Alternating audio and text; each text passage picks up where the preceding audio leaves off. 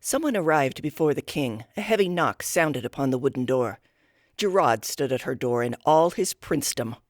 He stepped into the room despite her body blocking the door.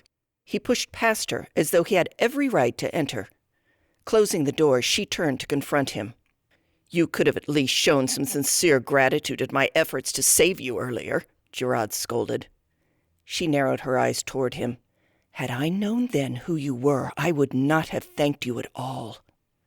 He posed in front of the fire, one hand outstretched to the heavy wooden mantel as he stared into the flames. Then he turned to her again. "When my father told me you were coming, I intended to stop you. I know why you have come. I should have let the trollite take care of you. Instead, I tried to think of a better way than killing you. I thought that I might seduce you instead." He stepped closer to her. Refusing to be intimidated, she remained steadfastly in place. "You see, I was curious about you.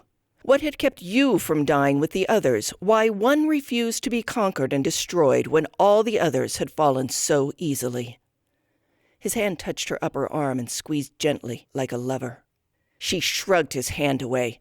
"Believe me," she hissed at him, "I would rather take the trollite to bed than you.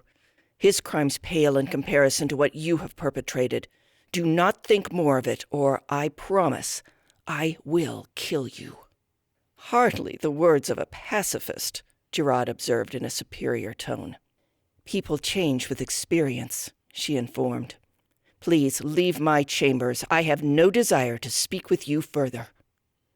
The prince executed a slight nod and strode out the door, leaving her only for the few seconds before the second set of knocks rattled her door.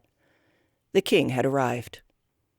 "We are leaving tonight to the place where this all began. Pack well for a treacherous journey." That was all he said before he floated away.